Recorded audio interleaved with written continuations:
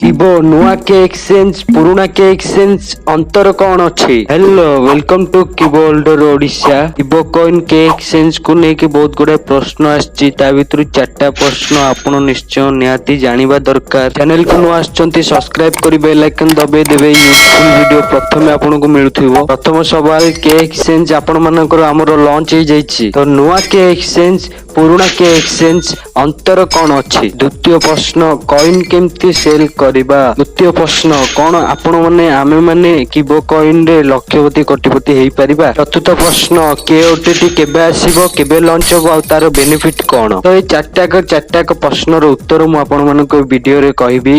ଆପଣ video last ଯାଏଁ watch କରିବେ, ଶୁଣିବେ, ତାହେଲେ ଯାଇକି ଆପଣ ଜାଣିବେ ଆଉ ଆଗକୁ ଯାହା ତ হবে ଆପଣ ଜାଣିଥିବେ। ପ୍ରଥମ ପ୍ରଶ୍ନର ଉତ୍ତର ମୁଁ ଆପଣ ମାନଙ୍କୁ କହିଦଉଛି।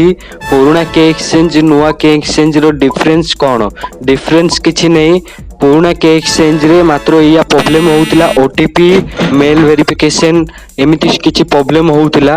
ନୂଆ ଏକ୍ସଚେଞ୍ଜ ରେ ଏବେ ବହୁତ କିଛି ଚେଞ୍ଜେସ୍ ହେଇଯାଇଛି। ବହୁତ କିଛି ଚେଞ୍ଜେସ୍ ହେଇଯାଇଛି। ପୁରୁଣା କେ ଏକ୍ସଚେଞ୍ଜ ରେ ମେଲ ଓଟିପି କେୱାଇସି ପ୍ରୋବ୍ଲେମ ହଉଥିଲା। ଧ୍ୟାନ ଦେଇକି ଶୁଣି ନିଅନ୍ତୁ। ପୁରୁଣା କେ ଏକ୍ସଚେଞ୍ଜ ରେ ଆମର ଗଭର୍ଣମେଣ୍ଟ ଗାଇଡଲାଇନ୍ସ ପାଳନ କମ ହଉଥିଲା, ସେଥିପାଇଁ କି ସେଇଟା କାମ ଦଉନଥିଲା ଓଟିପି ମେଲ ଭେରିଫିକେସନ କେୱାଇସି ପାଇଁ। ସେଥିପାଇଁ ପୁରୁଣା କେ ଏକ୍ସଚେଞ୍ଜ କୁ ହଟେଇ ଦିଆଯାଇଛି, ନୂଆ କେ ଏକ୍ସଚେଞ୍ଜ କୁ ଲାଇଭ କରାଯାଇଛି। ନୂଆ କେ ଏକ୍ସଚେଞ୍ଜ ରେ ଗଭର୍ଣମେଣ୍ଟ ଗାଇଡଲାଇନ୍ସ ପ୍ରପର ହିସାବରେ ପାଳନ ହଉଛି। ଏହା ଦ୍ୱାରା ଆପଣଙ୍କର ଓଟିପି ପ୍ରୋବ୍ଲେମ, କେୱାଇସି ପ୍ରୋବ୍ଲେମ, ମେଲ ପ୍ରୋବ୍ଲେମ କୌଣସି ପ୍ରୋବ୍ଲେମ ଆସିବନି। ସବୁ ପ୍ରୋବ୍ଲେମ ର ସଲ୍ୟୁସନ ସଲ୍ଭ କରାଯାଇଛି ନୂଆ କେ ଏକ୍ସଚେଞ୍ଜ ରେ। ଏହା ଦ୍ୱାରା ଆପଣ ରେଜିଷ୍ଟ୍ରେସନ କରିବେ, ରେଜିଷ୍ଟ୍ରେସନ ଯେମିତି କରିଥିବେ ଆପଣଙ୍କୁ ଡାଇରେକ୍ଟ କେୱାଇସି କି ନବ, କେୱାଇସି ବି ଆପଣଙ୍କ ସକ୍ସେସଫୁଲ କେୱାଇସି ହେଇଯିବ।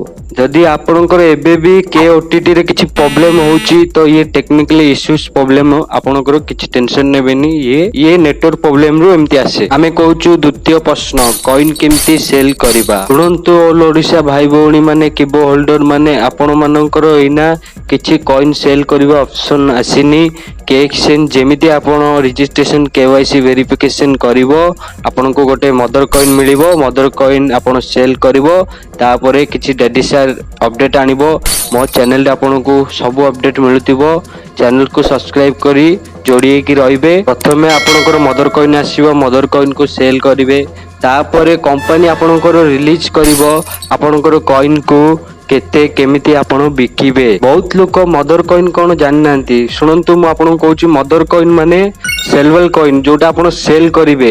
ସେଇଟା ଆପଣଙ୍କୁ କମ୍ପାନୀ କହିଛି, ଯୋଉ ଆପଣ 500 ଟଙ୍କା ଦେଇକି ଆଇଡି ବନେଇଥିଲେ, ସେଇ 500 ଟଙ୍କା ତରଫରୁ ଆପଣଙ୍କୁ ଗୋଟେ ମଦର କଏନ କମ୍ପାନୀ ଦବ ବୋଲିକି ଆପଣଙ୍କୁ ଫାଷ୍ଟ କହିଥିଲା। ସେଇ ମଦର କଏନ କେ ଏକ୍ସଚେଞ୍ଜ ରେ ଆସିବ। ତାପରେ ମୁଁ ଆପଣ ମାନଙ୍କୁ କହିଦଉଛି, ଯୋଉ ପର୍ଯ୍ୟନ୍ତ କମ୍ପାନୀ ଅପଡେଟ ଆଣିନି ସେଇ ପର୍ଯ୍ୟନ୍ତ ଆପଣ ଅପେକ୍ଷା କରିବେ। କେ ଏକ୍ସଚେଞ୍ଜ ବହୁତ ଗୋଟେ ବଡ ପ୍ଲାଟଫର୍ମ। କେ ଏକ୍ସଚେଞ୍ଜ ଗୋଟେ ବହୁତ ବଡ ପ୍ରୋଜେକ୍ଟ। ଯଦି ଆପଣ କିବୋରେ ଲକ୍ଷ ଲକ୍ଷ କମେଇବାକୁ ଚାହୁଁଛନ୍ତି ତ ମୁଁ ଆପଣ ମାନଙ୍କୁ କହିଦଉଛି ପେସେନ୍ସ ରଖିବେ ଆଉ ଧୈର୍ଯ୍ୟ ରଖିବେ ଆପଣ ଭିତରେ। ବିନା ଧୈର୍ଯ୍ୟ ବିନା ପେସେନ୍ସ ରେ ଆପଣ ଏଇଠୁ ଟଙ୍କାଟେ ବି କମେଇ ପାରିବେନି, ଗ୍ୟାରେଣ୍ଟି ମୁଁ କହିଦଉଛି। ଆପଣ ଭାବୁଥିବେ କେତେ ଟାଇମ, ମୁଁ ଆପଣ ମାନଙ୍କୁ କହିଦଉଛି ମାତ୍ର 6 ମାସ 2023 ଯାଏ ଆପଣ ଅପେକ୍ଷା କରନ୍ତୁ।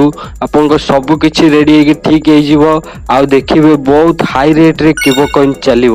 ଟେନସନ ନେବେନି, ଦିଲ ଖୁସ ରେ କାମ କରିବ, ପ୍ରଚାର କରିବ କିବୋ ବିଷୟରେ। ପ୍ରତ୍ୟେକ ଅପଡେଟ ମୋ ଚ୍ୟାନେଲ ରେ ମିଳିବ। ମୋ ଚ୍ୟାନେଲ ରେ ଆସିକି ନିଶ୍ଚୟ ଦେଖୁଥିବେ। ଆପଣ ମାନେ ମୋ ସାଥ ଦେଲେ ମୁଁ ଆପଣ ମାନଙ୍କୁ ନିଶ୍ଚୟ ଆପଣ ମାନଙ୍କ ପାଇଁ ଭିଡିଓ ନେଇକି ଆସିଥିବି। ଲାଷ୍ଟ ଆସୁଛି କେ ଓଟିଟି। କେ ଓଟିଟି ବହୁତ ଜଲ୍ଦି ଲଞ୍ଚ ହେଇଯିବ, ଆପଣ ଟିକେ ପେସେନ୍ସ ରଖିବେ।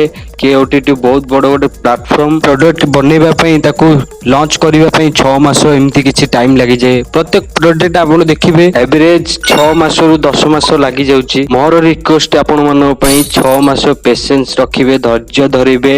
ଆଉ ଯୋଉମାନେ ନୂଆ କିବୋ ହୋଲ୍ଡର୍ସ ମାନେ ଆସୁଛନ୍ତି, ଚ୍ୟାନେଲକୁ ସବସ୍କ୍ରାଇବ କରି ରଖିବେ ଭାଇ। ଆପଣଙ୍କୁ ଫୁଲ ଡିଟେଲ ସେଇ ଚ୍ୟାନେଲରେ ମିଳିବ କିବୋ ରିଲେଟେଡ। ଆଜିର ଭିଡିଓରେ ଏତିକି। ରହିଲି ଅଲ ଓଡ଼ିଶା ଭାଇ ଭଉଣୀ ମାନେ, କିବୋ ହୋଲ୍ଡର ମାନେ ଭଲରେ ଥିବେ। ଜୟ ହିନ୍ଦ, ବନ୍ଦେ ମାତରମ୍।